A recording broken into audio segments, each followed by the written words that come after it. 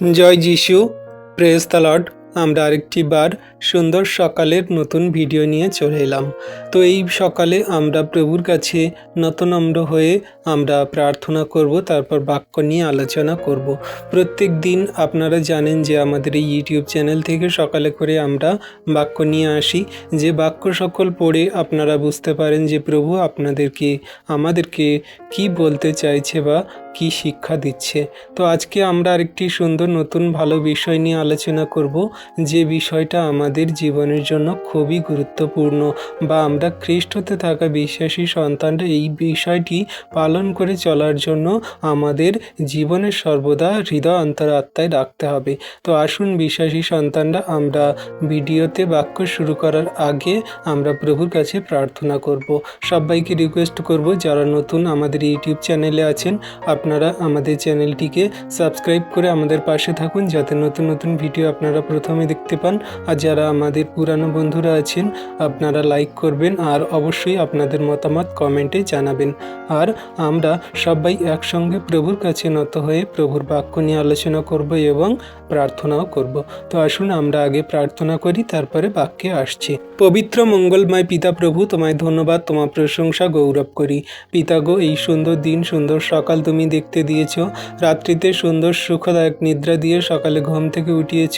পৃথিবীতে আমাদের সমস্ত প্রিয়জন, বন্ধুবান্ধব, আত্মীয় স্বজন এবং সমগ্র খ্রিস্ট বিশ্বাসী চারপাশের মানুষজনদেরকে ভালো, সুস্থ, সুন্দর রেখেছে প্রভু, তার জন্য ধন্যবাদ করি।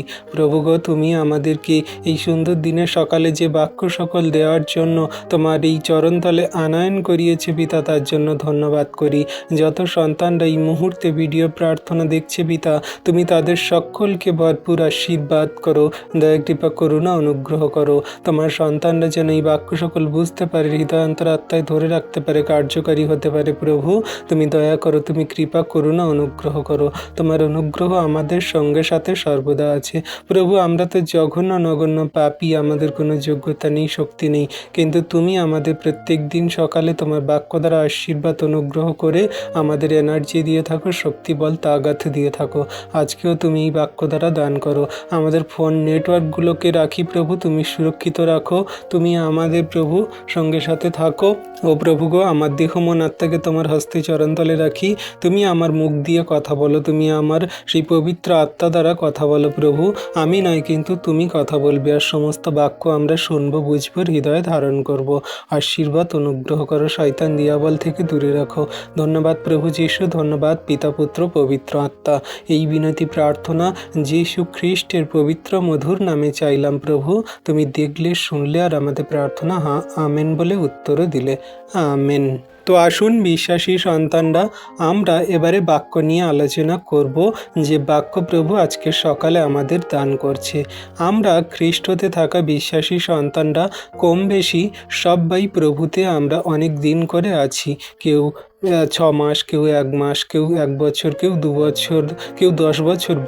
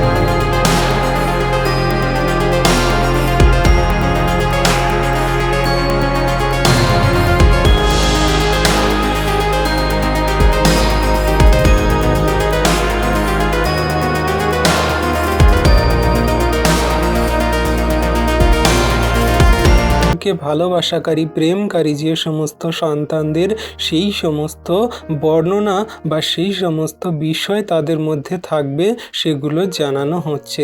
তাই এখানে বলছে যে প্রকৃত ভক্তির বর্ণনা। আজকে প্রকৃত ভক্তির বর্ণনা দেখতে গেলে এই সমস্ত বাক্য আমাদের পড়তে হবে এবং শুধু পড়া নয়, এগুলো আমাদের হৃদয়ে ধারণ করেও রেখে জীবনে কার্যকারী করতে হবে। তবেই আমরা প্রকৃত ভক্তির উৎস বা মান আমরা জানতে পারবো। তো আসুন কথা না বাড়িয়ে আমরা বাক্য দেখি। বাক্য কি বলছে?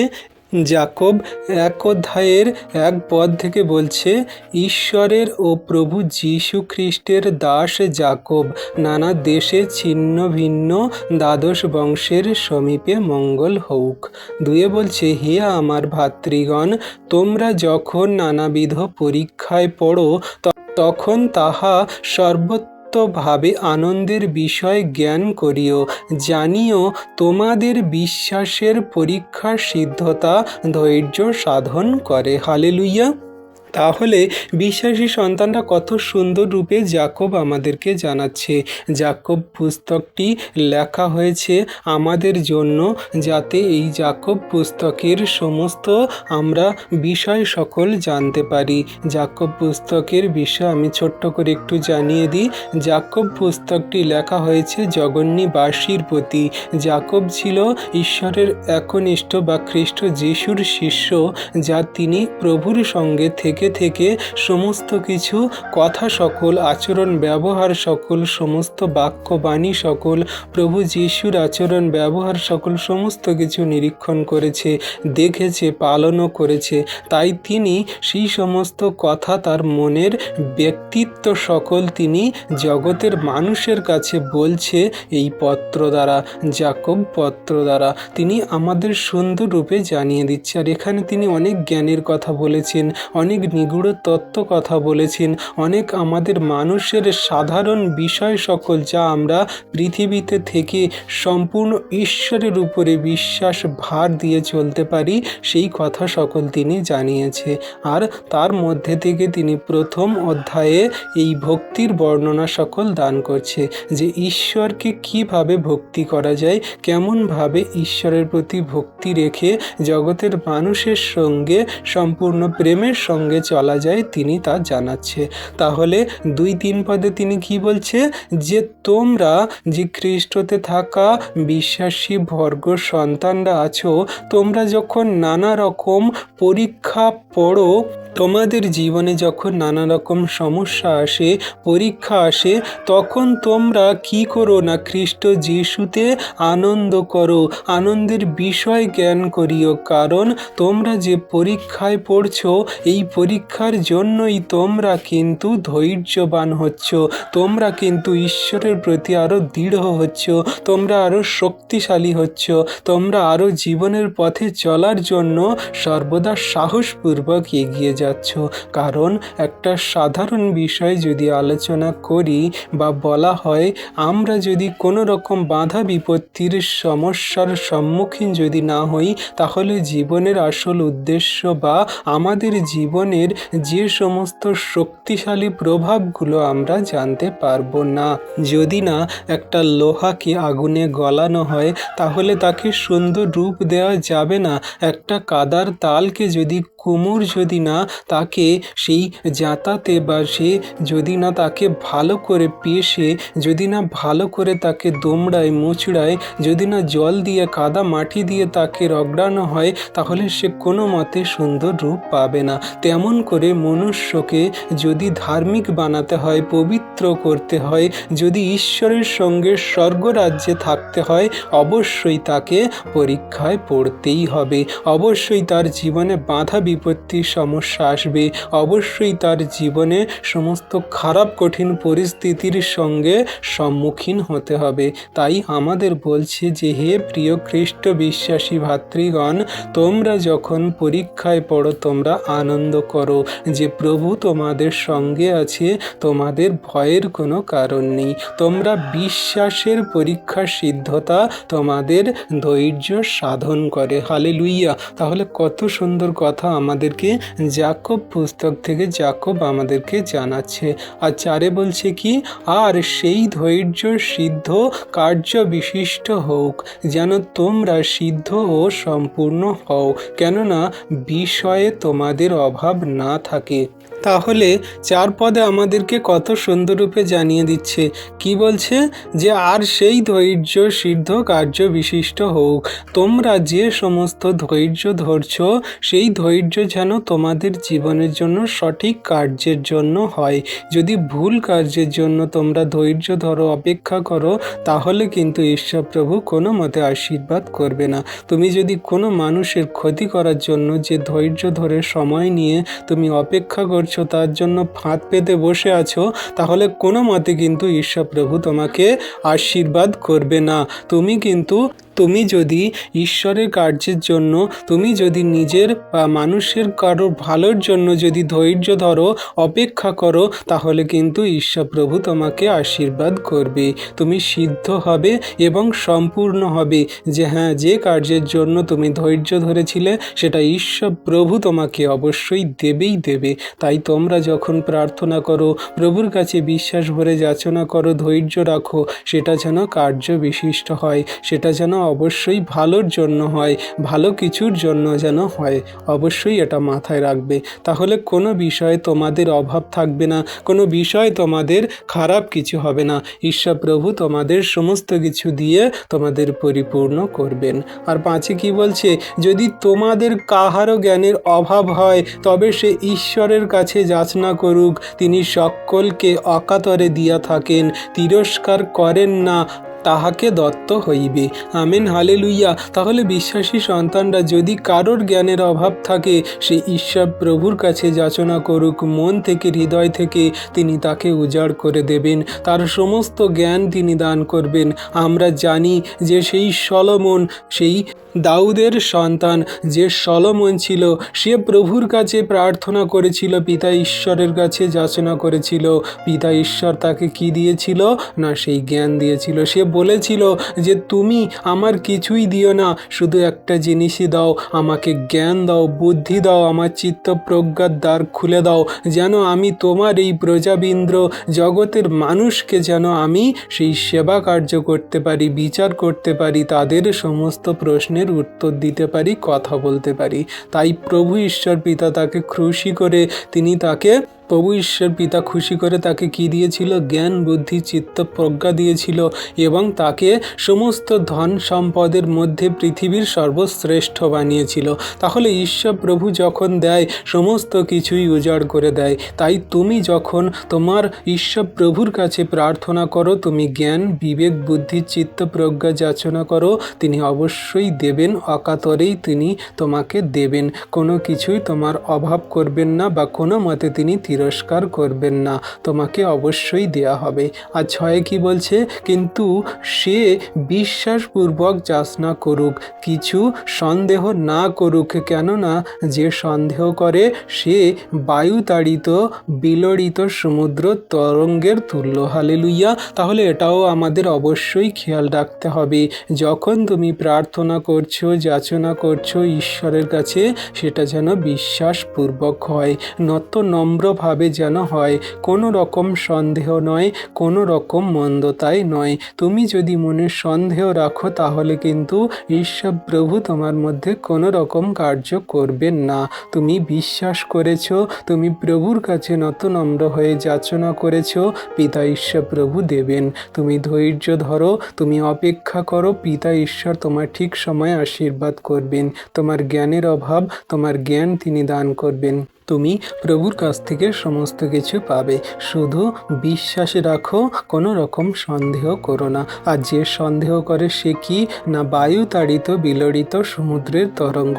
যখন বায়ু বয়, যেমন সমুদ্র তরঙ্গমালা ওঠে, অন্য রকম দিক দিয়ে বায়ু বইলে, বাতাস হলে যেমন সমুদ্রের ঢেউ ওঠে, তেমন করে তুমিও সেই সমস্ত খারাপ কঠিন পরিস্থিতির সমস্যা এলে তুমিও ঠিক থাকতে পারবে না, তুমি সেই মন্দ মন্দতায় শয়তান দিয়াবলের কবলিত হয়ে যাবে।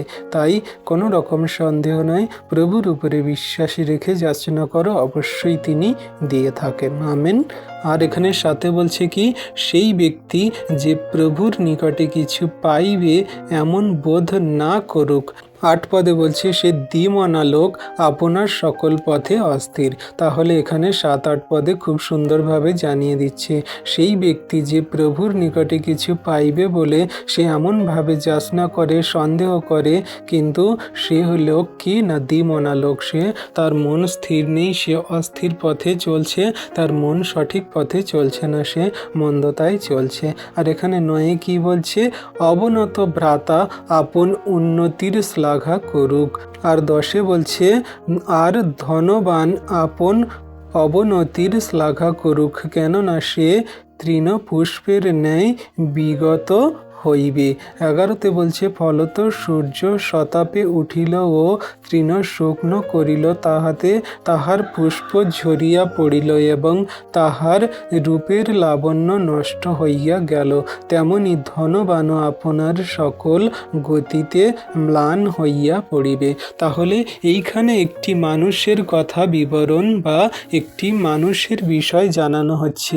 এমন মানুষ যে কিনা সে নিজের উন্নতি চেষ্টা করে, যে মানুষ কিনা সর্বদা ধন টাকা পয়সার বিষয়ে সে গর্ব করে, যে মানুষ কিনা নিজের জন্য সর্বকিছু করতে পারে, মানুষকে ক্ষতি করতে পারে, মারতে পারে এবং নানান রকম বাজে মন্দ কার্য সকল করতে পারে, যে মানুষ নিজের সেই আত্মশ্লাঘা করে, সেই মানুষ কেমন হবে না সে তৃণপুষ্পের মতন হবে, সে ঘাসের মতন হবে, ফুলের মতন হবে। আমরা ফুলকে জানি 2 দিন 4 দিন তাজা থাকে, ফোটে ভালো, তারপরে 10 দিন 12 দিন পরে সেই ফুল শুকিয়ে ঝরে পড়ে যায়। রাস্তার ধারে ঘাসকে আমরা দেখি রোদের তাপে ঝলসে পুড়ে যায়। তেমন করে সেই সমস্ত মানুষদের হবে যারা নিজেদের উন্নতি চায়, যারা নিজেদের ধন টাকা পয়সা মান যশ খ্যাতি পাওয়ার জন্য যা কিছু খুশি করতে পারে, সেই সমস্ত মানুষদের এই অবস্থা হবে। তাই তোমাদের রূপের লাবণ্য নষ্ট হবে এবং তোমাদের সেই ধনবান টাকা পয়সা এই সমস্ত আপনাদের গতিতে ম্লান হয়ে পড়বে, শেষ হয়ে যাবে। এমনি করে প্রভু সেই সমস্ত মানুষদের কথা জানাচ্ছে যারা আত্মশ্লাঘী বা যারা কিনা নিজেদের টাকা পয়সার উপরে গর্ব করে, অনেক বাজে মন্দ আচরণ ব্যবহার করে। তো এগুলো আমাদেরকে সর্বদা খেয়াল রাখতে হবে। তুমি যদি ঈশ্বর প্রভুর উপরে বিশ্বাস রাখো, ভরসা রাখো, এগুলো তোমাদের ত্যাগ করে সম্পূর্ণ প্রভুর ভক্তির উৎসকে জেনে বা সম্পূর্ণ নম্র হয়ে জীবনযাপনে এগিয়ে চলতে হবে। এবারে প্রভু আমাদেরকে সুন্দর রূপে জানাচ্ছে 12 থেকে 15 পদ পর্যন্ত। কি বলছে? যাকব 1 অধ্যায়ের 12 থেকে 15 পদে খুব সুন্দর রূপে জানিয়ে দিচ্ছে, ধন্য সেই ব্যক্তি যে পরীক্ষা সহ্য করে, কারণ পরীক্ষা সিদ্ধ হইলে পর সে জীবন মুকুট প্রাপ্ত হইবে। তাহা প্রভু তাহাদিগকেই দিতে অঙ্গীকার করিয়াছেন, যাহারা তাহাকে প্রেম করে। হালেলুইয়া। তাহলে দেখো সে কত সুন্দর কথা আমাদেরকে জানাচ্ছে। যে ব্যক্তি কিনা পরীক্ষা সহ্য করে সে ধন্য, ঈশ্বরের দৃষ্টিতে সে ধন্য।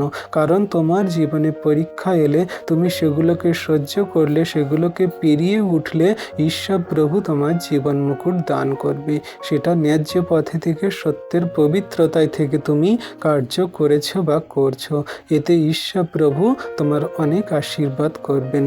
প্রভু তাহাদিগকে অঙ্গীকার করেছে যারা কিনা সেই সমস্ত জীবন মুকুট পাওয়ার যোগ্য, যে হ্যাঁ আমার ওই সন্তান জীবনে কত দুঃখ কষ্ট বাধা বিপত্তির সমস্যা আমার নামের জন্য কত রকম খারাপ কঠিন পরিস্থিতির মধ্যে দিয়ে গেছে, সেই সন্তানের কাছে আমি অঙ্গীকার করছি আমি তার জীবন মুকুট দেব।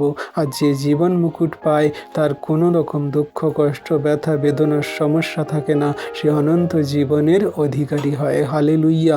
তাহলে ঈশ্বরেরকে যাহারা প্রেম করে তারা সেই ভক্তির ভাব সকল দেখাবে আর জীবনে সমস্ত পরীক্ষাকে সহ্য করবে, প্রভুর কার্যে তারা এগিয়ে যাবে সমস্ত বাধা বিপত্তি পেরিয়ে। আর 13তে কি বলছে? পরীক্ষার সময়ে কেহ না বলুক ঈশ্বর হইতে আমার পরীক্ষা হইতেছে, কেননা মন্দ বিষয়ের দ্বারা ঈশ্বরের পরীক্ষা করা যাইতে পারেন না, আর তিনি কাহারও পরীক্ষা করেন না। হালেলুইয়া।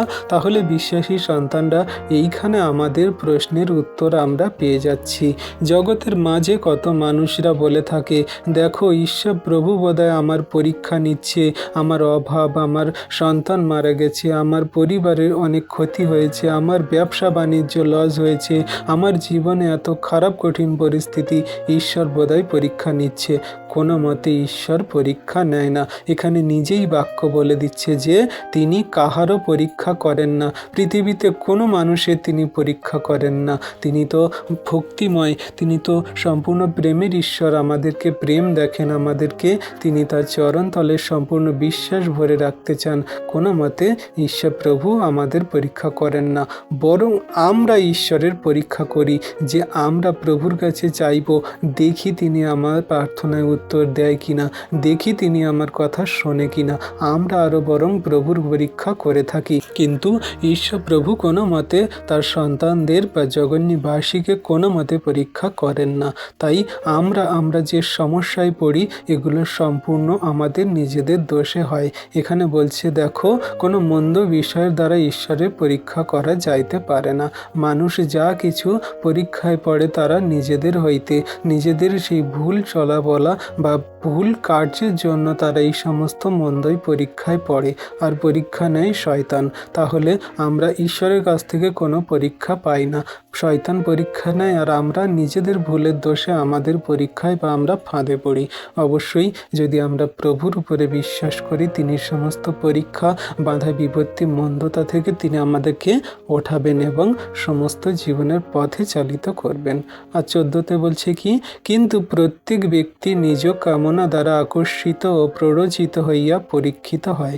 দেখো, সুন্দর রূপেই জানিয়ে দিচ্ছে যে মানুষ সে কিনা যে পরীক্ষায় পড়ে, সে নিজের কামনা বাসনা দ্বারা, সে নিজের প্ররোচিত পরীক্ষায় পড়ে, সে নিজেকে খারাপ কঠিন দিকে নিয়ে যায়, সে মন্দতায় জীবনযাপন করে, আর সেই মন্দতা তাকে কি করে না, পরীক্ষায় ফেলে, খারাপ কঠিন পরিস্থিতিতে ফেলে জীবন জর্জরিত করে দেয়। আর 15তে বলছে, পরে কামনা সগর্ভা হইয়া পাপ প্রসব করে এবং পাপ পরিপক্ষ হইয়া মৃত্যুকে জন্ম দেয়। তাহলে একটা মানুষ কিভাবে সেই মৃত্যুর মুখে চলে যায়? যে কিনা সেই কামনা বাসনাকে জন্ম দেয়, সেই কামনা বাসনাকে জন্ম দেওয়ার পরে সেই কামনা বাসনাতে আসক্তি হয়ে সে সেই দিকে, পাপের দিকে চলে যায়, পাপ করে, আর সেই পাপ প্রসব করে, সেই পাপ যখন পরিপক্ক হয়, সেই পাপ তখন মৃত্যুর দিকে ঠেলে নিয়ে চলে যায় মানুষের। তাহলে সর্বদা আমাদের খেয়াল রাখতে হবে যে আমরা যা পরীক্ষায় পড়ি, এটা আমাদের দ্বারাই হয়, কোনো রকম কোনো মানুষের দ্বারা নয়, বা কোনো রকম কোনো ঈশ্বরের দ্বারা নয়। আমরা নিজেদের ভুলের জন্য আমরা এই পাপে পড়ি, বা আমরা সেই মৃত্যুর মুখের দিকে চলে যাই। সর্বদা প্রভুর কাছে প্রার্থনা করি সকালে উঠে, যেন কোনো রকম আমরা পাপে না পড়ি, মন্দতায় জীবনযাপন না করি, কোনো রকম শয়তান দিয়াবলের কবলিত যেন না হই। প্রভুর বাক্য আজ্ঞার শিক্ষা সকল সঠিক রূপে পালন করে কার্যকারী করে চলব, ধৈর্যপূর্বক নম্রতা প্রেম রেখে জীবনে এগিয়ে চলব। ঈশ্বর প্রভু আমাদের সকলকে আশীর্বাদ করছেন এবং করবেন, কারণ তিনি সর্বদা আমাদের আশীর্বাদ অনুগ্রহ করে থাকে। স্বর্গ থেকে তিনি উত্তম দান সকল আমাদের দিয়ে থাকেন, তিনি আমাদের সমস্ত চাহিদা প্রয়োজন সকল পূরণ করে থাকেন। তাই আমরা তার কাছে প্রার্থনা করে জীবনের সমস্ত কিছু সমর্পণ করে দিয়ে জীবনে চলব, তিনি আশীর্বাদ অনুগ্রহ করবেন। তিনি কি বলছেন 16তে? হে আমার প্রিয় ভাতৃগণ, ভ্রান্ত হইও না। 17তে বলছে, সমস্ত উত্তম দান এবং সমস্ত সিদ্ধ বর উপর হইতে আইসে, যতীনগণের সেই পিতা হইতে নামিয়া আইসে, যাহাতে অবস্থারণ কিংবা পরিবর্তনের ছায়া নাই। হালেলুইয়া। তাহলে আমরা কোনো মতে যেন গর্ব না করি, কোনো মতে যেন ভ্রান্ত না হই, কোনো মতে যেন আমরা উচ্চাকাঙ্ক্ষা না হই। আমরা ঈশ্বরের কাছ থেকে সমস্ত ভালো জিনিসের জন্য আশীর্বাদ পাই। আমাদের সিদ্ধ, আমাদের সমস্ত উত্তম জিনিস ঈশ্বর প্রভু দিয়ে থাকেন, সেই জ্যোতির্ময় পিতা তিনি আমাদের দিয়ে থাকেন। এখানে কোনো রকম অবস্থারণ নেই বা কোনো রকম পরিবর্তনের ছায়া নেই।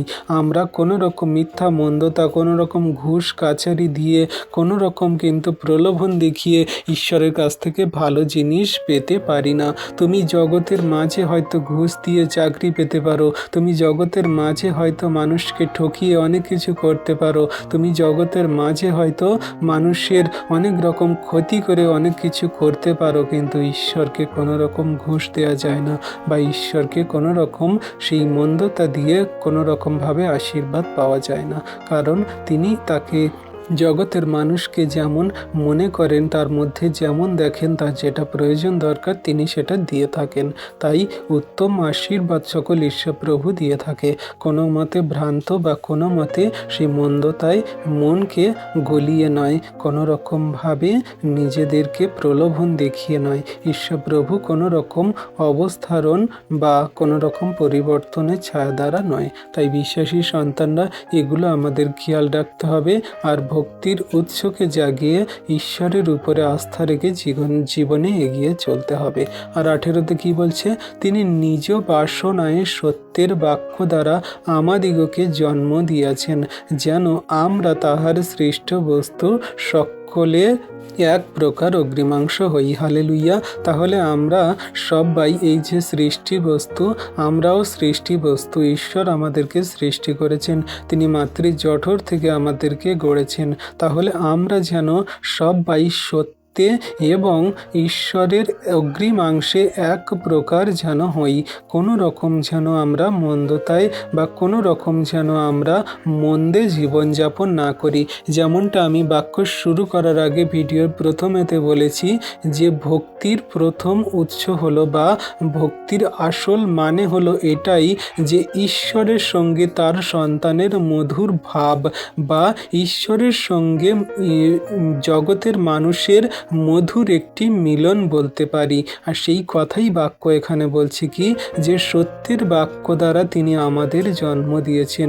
ঈশ্বরের যে গুণাবলী, আমাদের সেই গুণাবলী থাকবে। ঈশ্বরের যে সমস্ত কার্যগুলো আমাদের মধ্যে সেগুলো দেখা যাবে। এটাই হলো প্রকৃত ভক্তির উৎস বা ভক্তির মান, যা ঈশ্বর প্রভু আমাদেরকে দেখিয়েছেন। তাহলে আমরা যারা এই সমস্ত সেই ভক্তির উৎসকে বা ভক্তির মানকে জাগাতে চাই, তাহলে আমাদের এই সমস্ত বাক্যকে মনে রাখতে হবে। আমরা সত্য ঈশ্বরের বাক্য দ্বারা জন্ম হয়েছি। ঈশ্বরের যে গুণাবলী আমাদের তা থাকতে হবে, তা না হলে আমাদের ভক্তির কোনো কারণ নেই বা ভক্তির কোনো ভ্যালু নেই। তাই আমাদের প্রভু সুন্দর রূপে জানিয়ে দিচ্ছে সমস্ত সৃষ্টি বস্তু যেন এক প্রকার অগ্রিমাংশ হয়, এটা ঈশ্বরের বাসনা বা এটা ঈশ্বর প্রভুই চায়, আর আমাদের সেই মতো চলতে হবে। হালেলুইয়া। আর এখানে 19-এ কি বলছে? যাকব 1:19 পদে কি বলছে? হে আমার প্রিয় ভাতৃগণ, তোমরা ইহা জ্ঞাত আছো, কিন্তু তোমাদের প্রত্যেকজন শ্রবণে সত্তর, কথনে ধীর, ক্রোধে ধীর হোক। হালেলুইয়া। তাহলে এই বাক্যটাই আমাদের মনে রাখতে হবে, হৃদয়ে ধারণ করতে হবে যে আমরা তো সবাই জানি প্রভু আমাদের কেমন গুণাবলী দিয়েছেন বা কেমন আমরা জীবনে কার্যকারী করে চলছি। তোমাদের এই সমস্ত কার্য যেন দেখা যায় কি না, তোমরা যে কোনো কথা শোনো সেটা সত্তরে তাড়াতাড়ি শোনার চেষ্টা করো বা সত্তর শোনার, সঠিক সরল শোনার চেষ্টা করো।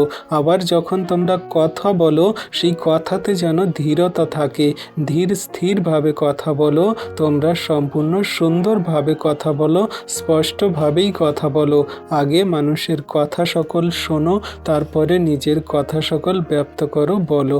আর ক্রোধে ধীর হও। কোনো রকম হিংসা নয়, কোনো রকম মন্দতা নয়, সম্পূর্ণ নম্রতা রেখে জীবনে চলো, কোনো রকম সেই ক্রোধ দেখিয়ে নয়। হালেলুইয়া। তাহলে এইগুলো কি না ভক্তির উৎস, এগুলো ভক্তির মান যা আমাদের দেখাতে হবে। শ্রবণে আমাদের সত্তর হতে হবে, কথনে ধীর হতে হবে এবং ক্রোধে ধীর হতে হবে।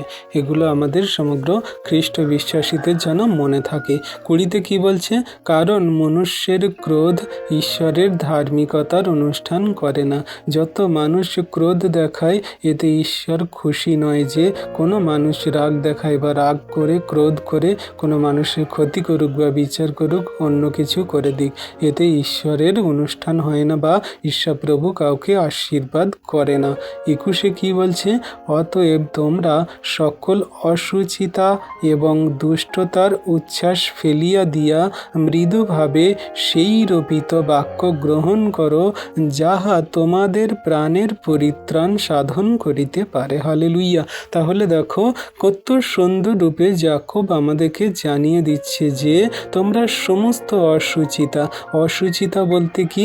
আমাদের যে সমস্ত মন হৃদয় আত্মাকে বিষিয়ে তোলে বা মন্দতার দিকে নিয়ে চলে যায়, যে সমস্ত আমাদের দুষ্ট আচরণ ব্যবহার সকল সমস্ত ঈশ্বর থেকে আলাদা করে দেয় বা অনেক রকম মানুষের ফাঁদে পাপে ফেলে দেয়, এই সমস্ত অসুচিতা, পাপ বা মন্দতা, এই সমস্ত দুষ্টতা থেকে আমাদের বেরিয়ে আসতে হবে। এগুলো আমাদের দূরে ফেলে দিতে হবে। দিয়ে কি করতে হবে না ঈশ্বরের যে মৃদুতা, যে বাক্য সকল তিনি আমাদের দিয়েছেন, নম্রতা, প্রেমের, ধৈর্যের, সেই সমস্ত বাক্য আমাদের হৃদয় অন্তরে আত্মায় ধারণ করতে হবে। আর আমাদের প্রাণের, আমাদের শরীর, মন, আত্মার পরিত্রাণের জন্য কার্য করতে হবে, যা ঈশ্বর প্রভু আমাদেরকে দিয়েছেন। তাই বলছে সমস্ত অসুচিতা, দুষ্টতা দূরে ফেলে দিয়ে তোমরা মৃদুতার রোপিত যে বাক্য খ্রিস্ট যিশুর কাছ থেকে পেয়েছ, পিতা ঈশ্বর দিয়েছেন, সেই মতো নিজের প্রাণের জন্য পরিত্রাণ হয়ে এগিয়ে চলো। হালেলুইয়া। আর 22 বলছে, আর বাক্যের কার্যকারী হও, আপনাদিগকে ভুলাইয়া শ্রোতা মাত্র হইও না। হালেলুইয়া। তাহলে বাক্য আমরা যা শুনছি, সেই বাক্য সকল যেন হৃদয় অন্তর আত্মায় ধরে রাখতে পারি, পালনকারী, কার্যকারী হতে পারি, যেন কোনো মতে আমরা শ্রোতা মাত্র না হই। শ্রোতা মানে কি? শুধু খালি শুনি আর চলে যাই, আর কিছু মনে থাকে না, সেগুলো আর কোনো কার্য করি না, শুধু শোনা আর শোনা আর শোনা। তাহলে আমরা শুনলে হবে না, শ্রোতা মাত্র হলে হবে না, আমাদের বক্তৃতা দিতে হবে, আমাদের বলতেও হবে, আমাদের কার্যও করতে হবে। এগুলো আমাদের ভক্তির উৎস যা ঈশ্বর প্রভু আমাদেরকে দিয়েছেন। আমাদের ভক্তির বর্ণনা এই সব কিছু থেকে পাওয়া যায়, যা আমরা এই বাক্য দ্বারা জানতে পারি বা বুঝতে পারি। আর এখানে কিছু বাক্য বলছে কি? আর যাকব 1:23 বলছে, কেননা যে কেহ বাক্যের শ্রোতা মাত্র কার্যকারী নয়, সে এমন ব্যক্তির তুল্য যে দর্পণে আপনার স্বাভাবিক মুখ দেখে, কারণ সে আপনাকে দেখিল, চলিয়া গেল, আর সে কিরূপ লোক তাহা তখনই ভুলিয়া গেল। তাহলে কি? যে শ্রোতা মাত্র, যে শুধু শোনে মাত্র, সে কেমন লোকের তুল্য? যে কিনা নিজের মুখটাকে আয়নায় দেখছে, দেখে কিন্তু সে তার নিজের চেহারা, মুখকে ভুলে যাচ্ছে।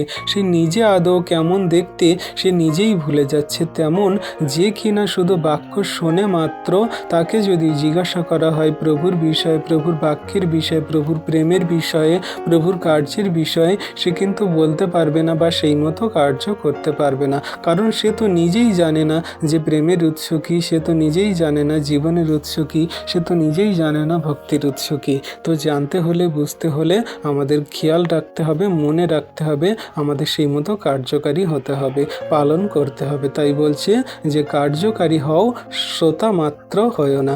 যে শ্রোতা মাত্র, সে কি না, সে আয়নায় নিজের মুখ দেখে আর সে ভুলে যায়, কোনো মতে তার মনে থাকে না।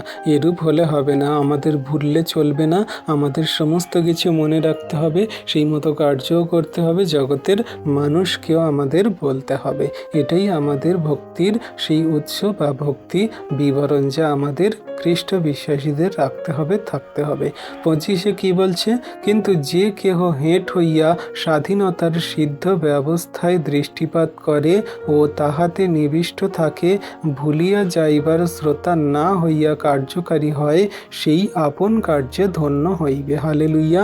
তাহলে যে ব্যক্তি স্বাধীনতা সিদ্ধর জন্য সে দৃষ্টিপাত করে, সে নিজেকে খ্রিস্টেতে নিবিষ্ট রাখে, ঈশ্বরেতে সর্বদা নিবিষ্ট রাখে, সে ভুলিয়া যাওয়ার পাত্র নয়। সে কোনো মতে ভুলে যায় না বা সে কোনো মতে প্রভুর কথা সকল ভোলে না। সে কার্যকারী হয় এবং আপন কার্যে সে ধন্য হয়।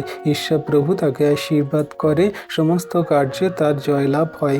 ঈশ্বর প্রভু তাকে দিয়ে কার্য করায়। তাহলে আমরা যদি আজকের প্রভুর কথা সকল বলছি, প্রভুর কার্য সকল করছি, তাহলে আমরা মনে রাখার চেষ্টা করি, এই বাক্য সকল লিখে রাখি, পালন করি, কার্যকারী হই। ঈশ্বর প্রভু আমাদেরকে দিয়ে কার্য করাবেন পৃথিবীর প্রান্ত পর্যন্ত। কারণ আমরা স্বাধীনতা সিদ্ধের জন্য এবং জগতের মানুষের কাছে বলার জন্য এবং পরিবার ফ্যামিলির জন্য, পাড়া প্রতিবেশী, সমস্ত পার্শ্ববর্তী অঞ্চল মানুষদের জন্য আমরা প্রভুর কথা বলার জন্য, আমরা কার্যকারী হওয়ার জন্য এই সমস্ত বাক্যকে মনে রাখবো, পালনও করব। তারপরে গিয়ে আমরা সেই ধন্য হব, ঈশ্বর প্রভু আমাদের ধন্য করবেন। আর 26 কি বলছে? যে ব্যক্তি আপনাকে ধর্মশীল বলিয়া মনে করে আর আপন জিহ্বাকে বল্গা দ্বারা বশে না রাখে, কিন্তু নিজ হৃদয়কে ভুলায়, তাহার ধর্ম অলিক। তাহলে যে ব্যক্তি সে নানান রকমের ধর্মশীলতার কার্য করে বা নানান রকম দান ধ্যান করে, মানুষকে পা ধোয়ায়, মানুষকে অনেক রকম কিছু কার্য করে থাকে, কিন্তু সে যদি না তার জীবকে সঠিক সুন্দরভাবে কথা বলে, সে যদি না নম্রতায়, ধৈর্যে, প্রেমের কথা বলে, প্রভুর কথা বলে, তার ধর্ম কিন্তু অলিক। সে প্রভু কিন্তু কার্য সকল করছে না, সে নিজেকে নিজে ভোলাচ্ছে। সে মনে করে আমি অনেক বড় ধার্মিক, আমি অনেক বড় প্রভুর ভক্ত, কিন্তু কোনো মতে তা নয়। সে নিজেকে নিজে ভুলিয়ে মন্দতায় চলছে, তার ধর্ম অলিক। কিন্তু এখানে একটি কথা প্রভু খুব সুন্দর রূপে যাকোবে জানাচ্ছে। 27 পদে কি বলছে? ক্লেশাপন্ন মাতৃহীন পিতৃহীনদের ও বিধবাদের তত্ত্বাবধান করা এবং সংসার হইতে আপনাকে নিষ্কলঙ্ক রূপে রক্ষা করাই পিতা ঈশ্বরের কাছে সূচি ও বিমল ধর্ম। হালেলুইয়া। তাহলে একটি মানুষ জগতের মাঝে সম্পূর্ণরূপে সত্য এবং ন্যায়নিষ্ঠ প্রেমের ধর্মকে সঠিক রূপে পালন কিভাবে করবে, ঈশ্বরের গ্রহণযোগ্য ধর্মকে কিভাবে পালন করবে? না, যে সমস্ত মানুষরা দুঃখ, কষ্ট, ক্লেশে পড়ে আছে, জীবনে খারাপ কঠিন পরিস্থিতিতে পড়ে আছে, বিশেষ করে মাতৃহীন পিতৃহীন বিধবা সন্তানদের তত্ত্বাবধান মানে তাদের সেবা করা, তাদের পাশে দাঁড়ানো, নিজেদের কিছু টাকা পয়সা দিয়ে তাদের সাহায্য করা, কাপড় জামা দিয়ে সাহায্য করা, তাদের খাবার দাবার দিয়ে সাহায্য করা, তাদের পাশে দাঁড়ানো, দুঃখের সময়, কষ্টের সময়, কঠিন পরিস্থিতিতে তাদেরকে সাহায্য করা, সে অনাথ বিধবা সন্তান ক্লেশাপন্ন মানুষদের, এটাই জন্য ঈশ্বরের বিমল ধর্ম। সংসারের মধ্যে নিষ্কলঙ্ক হয়ে চলাই হলো ঈশ্বরের সঠিক ধর্ম, যা আমরা পালন করে থাকি বা জগতের মানুষ অনেকে পালন করে, কিন্তু তাদের মধ্যে জিহ্বা এমন বাজে মন্দ কথা বলে, তারা এমনভাবে মন্দতায় আচরণ ব্যবহার করে যা তাদের ধর্মকে মন্দতায় বা তাদের সমস্ত কার্যকে ঈশ্বরেতে নিষ্ফল করে দেয়। কিন্তু যে ব্যক্তি পিতৃহীন মাতৃহীনদের সেবা করে, সংসারে সমস্ত নিষ্কলঙ্ক হয়ে জীবনযাপন করে, ঈশ্বর প্রভু তাদেরকে আশীর্বাদ অনুগ্রহ করে থাকেন। তাই বিশ্বাসী সন্তানরা যারা আমরা প্রভুর কার্য সকল করি, খ্রিস্ট যিশুতে বিশ্বাসী হয়েছি, প্রকৃত যদি আমরা ভক্তি দেখাতে চাই, তাহলে এই যাকোব পুস্তক 1 অধ্যায়টা বারবার পড়ব, আলোচনা করব। ঈশ্বর প্রভু এখান থেকে আমাদের অনেক শিক্ষা দান করবেন। আপনারা প্রার্থনা করুন, প্রভুর কাছে বলুন যে আমাদের ভক্তির মানকে আরও জাগিয়ে দাও, কিভাবে ভক্তিপূর্ণভাবে এই পৃথিবী পৃথিবীতে চলা যায় তুমি আমাকে শিক্ষা দাও, বোঝাও। সমস্ত কিছু প্রভু ঈশ্বর পিতা তিনি শিক্ষা দেবেন, আমাদেরকে জানাবেন, বোঝাবেন। তাই প্রভু আমাদেরকে বলেছেন যে কারোর যদি জ্ঞানের অভাব থাকে সে ঈশ্বরের কাছে যাচনা করুক। যেমন যাকোব 1:5 বলে যে কারোর যদি জ্ঞানের অভাব হয় সে ঈশ্বরের কাছে যাচনা করুক, ঈশ্বর প্রভু অবশ্যই দেবে। তাই ঈশ্বরের কাছে আপনারা যাচনা করুন, প্রার্থনা করুন। ভক্তি ভাব সমস্ত কিছু তিনি দান করবেন। তিনি জ্ঞান বুদ্ধি চিত্ত প্রজ্ঞা দান করবেন, ভক্তি ভাবনা সমস্ত কিছুই দান করবেন। ঈশ্বর প্রভু আপন বাক্যে সকলকে আশীর্বাদ করুন। আমেন। তাহলে বিশ্বাসী সন্তানরা আমরা বুঝতে পারলাম যে প্রকৃত ভক্তির বর্ণনা কি, কেমনভাবে ভক্তিপূর্ণভাবে ঈশ্বরে বিশ্বাস রেখে তার বাক্যকে আজ্ঞার শিক্ষা সকলকে পালন করে চলা উচিত। আশা করি আমরা সবাই বুঝতে পেরেছি। যাদের বুঝতে অসুবিধা হবে আপনারা কমেন্ট করবেন বা আমার নাম্বারে কল করবেন, অবশ্যই আমরা জানিয়ে দেব বা জানানোর চেষ্টা করব। ঈশ্বর প্রভু আমার মনে যতটুকু পবিত্র আত্মা দ্বারা দিয়ে আমাকে বলানোর চেষ্টা করেছে আমি বললাম, বাকিটা ঈশ্বর প্রভু আপনাদেরকে জানাবেন। আপনারা এই বাক্য পড়বেন, প্রার্থনা করবেন, ঈশ্বর প্রভু অবশ্যই জানাবেন। তো আসুন বিশ্বাসী সন্তানরা আমরা নিজেদেরকে নম্র করি আর প্রভুর কাছে আমরা বিনতিপূর্বক এই বাক্যের জন্য প্রার্থনা করি। কারণ তিনি বলেন যে তোমরা প্রার্থনা করো, তোমরা যাচনা করো, কারণ যদি জ্ঞানের অভাব হয় ঈশ্বর প্রভু অকাতরে দেবেন। তো আসুন আমরা প্রার্থনা করি। পবিত্র মঙ্গলময় পিতা প্রভু তোমায় ধন্যবাদ প্রশংসা গৌরব করি। পিতাগো তুমি মহান দয়ালু কৃপাময় ঈশ্বর পিতা, তুমি জীবন্ত জাগ্রত প্রভু। তোমার দয়া কৃপা করুণা অনুগ্রহ তোমার সন্তানদের প্রতি আছে প্রভু। যত সন্তানরা তোমার এই ভিডিও প্রার্থনা দেখলো পিতা, এই বাক্য সকল শুনলো পিতা, পরবর্তীতে যারা দেখবে প্রভু শুনবে প্রভু, তাদের তুমি ভরপুর আশীর্বাদ করো। তুমি তাদের জ্ঞান দাও, বুদ্ধি দাও, চিত্ত প্রজ্ঞার দ্বার খুলে দাও যিশু নামেতে। তুমি আমার জ্ঞান বুদ্ধি চিত্ত প্রজ্ঞার দ্বার খুলে দাও তুমি যিশু নামেতে। আমরা তো জঘন্য নগণ্য পাপী, কোথায় কি বলবো, কোথায় কি দেখবো, শুনবো, কি কার্য করব, সমস্ত কিছু তুমি পবিত্র আত্মা দ্বারা চালিত করো, নির্ধারণ করো। তোমার হস্তে চরণ তলে রাখি আমাদের জীবন গতি ভারকে। তুমি অনুগ্রহ করো, তুমি আশীর্বাদ করো, তুমি দয়া কৃপা করুণা করো প্রভু গো। যত সন্তানরা তোমার কাছে সেই ভক্তির জন্য প্রার্থনা করছে তুমি ভক্তি ভাবকে জাগিয়ে দাও। মানুষের মধ্যে যদি ভক্তি না আসে কিভাবে সে প্রেম করবে? মানুষের মধ্যে যদি প্রেম না আসে কিভাবে সে বিশ্বাস করবে? মানুষের মধ্যে যদি বিশ্বাস না থাকে তাহলে কিভাবে সে ঈশ্বরকে ডাকবে? হ্যাঁ প্রভু গো, তুমি সমস্ত কিছু একটার সঙ্গে একটা জুড়ে রেখেছো। তুমি সমস্ত কিছু দান করো পিতা, আশীর্বাদ অনুগ্রহ করো পিতা। তোমায় ধন্যবাদ করি, তোমার প্রশংসা গৌরব করি। হ্যাঁ প্রভু, জগন্নিবাসী সকল যেন তোমায় জানতে পারে, বুঝতে পারে, তোমার চরণতলে ফিরে আসে। এই বাক্য পৃথিবীর প্রান্ত পর্যন্ত, পৃথিবীর কোনায় কোনায় পৌঁছে দাও, ছড়িয়ে দাও প্রভু, আশীর্বাদ অনুগ্রহ করো প্রভু। তুমি দয়া কৃপা করুণাকারী ঈশ্বর প্রভু।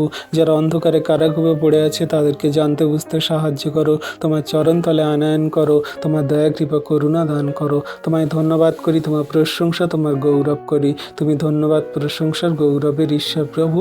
তোমার দয়া কৃপা করুণাতে তোমার সন্তানদেরকে চলতে বলতে কার্যকারী করতে সাহায্য করো।